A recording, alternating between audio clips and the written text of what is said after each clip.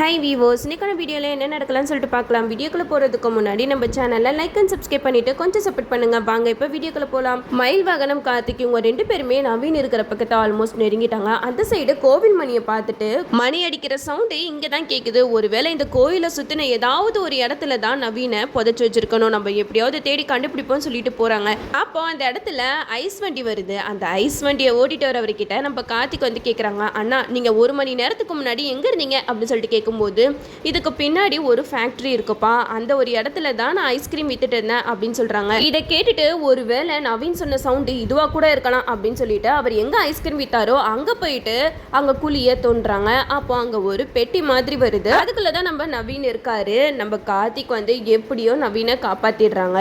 இந்த சைடு நம்ம கார்த்தி நவீனை காப்பாத்தி ஹாஸ்பிட்டலுக்கு கூட்டிட்டு போறாங்க. இந்த விஷயம் சிவனாடி, சந்திரகலா இவங்களுக்கெல்லாம் தெரிய வருது. இவங்களுக்கெல்லாம் தெரிஞ்சோடனே பயங்கரமா அதிர்ச்சி ஆகுறாங்க. இது கண்டிப்பா நடந்திருக்கவே கூடாது, இந்த பையன் இப்படியெல்லாம் பண்ணுவான் நம்ம கொஞ்சம் கூட எதிர்பார்க்கவே இல்லை. இந்த டிரைவருக்கு வேற வேலையே இல்லை, எப்ப பாரு நம்ம விஷயத்துல மூக்க நுழைச்சிட்டு இப்ப பாரு எல்லாமே இப்ப நம்ம தலைமையில தான் வந்து விழுக்க போகுது அப்படின்னு சொல்லிட்டு சந்திரகலா சிவனாண்டி 2 பேருமே பேசிக்கிட்டு இருக்காங்க. அந்த நேரத்துல தான் சிவனாண்டி சந்திரகலா கிட்ட சொல்றாங்க, சந்திரா நீ எதுக்குமே கவலைப்படாத, துர்கா கிட்ட போயிட்டு நம்ம ஆளுங்களை அனுப்பி நவீனோட கதை முடிஞ்சிருச்சுன்னு சொல்லுவோம். அதுக்கப்புறம் துர்கா வந்து கண்டிப்பா இந்த உலகத்துல இருக்கவே மாட்டா, நவீன் இல்லாத உலகத்துல நம்ம எதுக்கு இருக்கணும்னு சொல்லிட்டு அவளும் போய் சேர்ந்துருவா. நமக்கு ரெண்டுத்துல ஏதாவது ஒரு நல்லது நடந்தா சரிதானே அப்படிங்கிற மாதிரி சொல்ல, அதுக்கேற்ற மாதிரி சந்திரகலாவும் அந்த ரவுடிங்க கிட்ட நவீனோட கதை முடிஞ்சிருதுன்னு போய் சொல்லுங்கடா அப்படின்னு சொல்றாங்க. அதை கேட்டுட்டு அப்போ அந்த ரவுடிங்களும் துர்கா வீட்டுக்கிட்ட போறாங்க. துர்கா வந்து நவீனை நினைச்சு அழுதுகிட்டு இருக்காங்க. அப்போ பாட்டி வந்து யதார்த்தமா வெளியில வராங்க. அப்போ அங்க இருக்கிறவங்க எல்லாம் பேசிக்கிட்டு இருக்காங்க, நவீன் கதை முடிஞ்சதாமே, நவீன் இறந்துட்டா எல்லாரும் பேசிக்கிட்டு இருக்காங்க அப்படின்னு சொல்றாங்க. இதை கேட்டதுமே பாட்டிக்கு செம கோவம் வந்துச்சு. எப்பா தேவையில்லாத பேச்செல்லாம் இங்க நின்று பேசாதீங்கப்பா, அங்க போய் பேசுங்க அப்படிங்கிற மாதிரி சொல்ல, அப்போ துர்கா வந்து ஓடி வந்து கேட்குறாங்க, என்னாச்சுன்னா என்ன சொல்றீங்க? ஆமாம்மா உன் புருஷனோட கதை முடிஞ்சிருச்சுன்னு தான் எல்லாரும் பேசிக்கிட்டு இருக்காங்க, நவீன் இறந்துட்டானா அப்படின்னு சொல்றாங்க. இதை கேட்டதுமே துர்கா வந்து மனசு உடைஞ்சு போயிடுறாங்க. இது நடந்திருக்கவே கூடாது அப்படின்னு சொல்லிட்டு பயங்கரமா அழுகுறாங்க. அதுக்கு பாட்டி சொல்றாங்க, துர்கா நீ யார் பேச்சையும் கேட்காத, நவீன் வந்து கண்டிப்பா உயிரோட தான் இருப்பான், நீ எதுக்குமே பயப்படாத அப்படிங்கிற மாதிரி சொல்ல, இதை கேட்ட துர்காவால தாங்கவே முடியல. உள்ளக்க போயிட்டு பூச்சி மருந்தை குடிச்சிடுறாங்க. இதை வந்து சுவாதி பார்த்துடுறாங்க. அக்கா என்னக்கா பண்ற அப்படின்னு சொல்லிட்டு துர்கா கையில இருக்கிற அந்த பூச்சி மருந்தை தூக்கி வீசிடுறாங்க.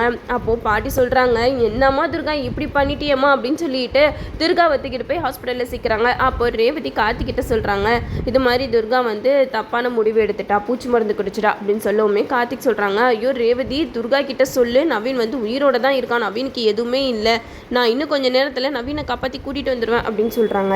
உடனே நம்ம ரேவதியும் துர்கா கிட்ட போய் சொல்கிறாங்க, துர்கா நீ எதுக்காக இந்த மாதிரி முடிவெல்லாம் எடுக்கிற, நவீனுக்கு எதுவுமே ஆகலை, கார்த்தி மாமா காப்பாற்றி கூட்டிகிட்டு வந்துட்டு இருக்காரு அப்படின்னு சொல்கிறாங்க. அப்போது மயில் வராங்க. மயிலை பார்த்ததுமே துர்கா ரொம்ப சந்தோஷப்படுறாங்க.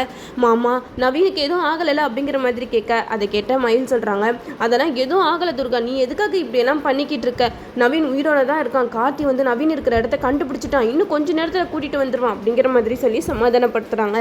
அப்போ மயில் வந்து துர்கா கிட்ட சொல்றாங்க, நீ உங்க அம்மாவை தானே தப்பா நினைச்சிட்டு இருந்த, உங்க அம்மா வந்து நவீனை கடத்தவே இல்லை, சிவனாண்டி எல்லாருமே சேர்ந்து தான் நவீனை அடிச்சு கடத்தி ஒரு இடத்துல புதைச்சி வச்சிருக்காங்க, இந்த விஷயமே எங்களுக்கு இப்பதான் தெரிய வருது, நீ தேவையில்லாம அம்மா மேல சந்தேகப்பட்டு இப்படி ஜெயிலுக்கு அனுப்பிச்சிட்டியம்மா அப்படின்னு சொல்றாங்க.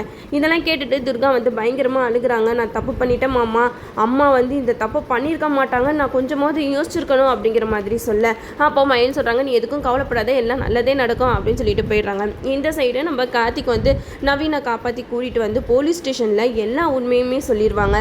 அப்போ சிவனாண்டி, சந்திரகலா, முத்துவேல் இவங்க 3 பேருமே கம்பி எண்ண வேண்டியதுதான்.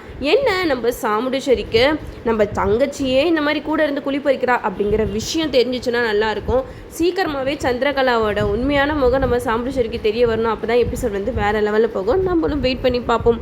ஓகே வியூவர்ஸ், இந்த வீடியோ உங்களுக்கு பிடிச்சிருந்தா லைக் பண்ணுங்கள், மறக்காமல் நம்ம சேனலை சப்ஸ்கிரைப் பண்ணிடுங்க.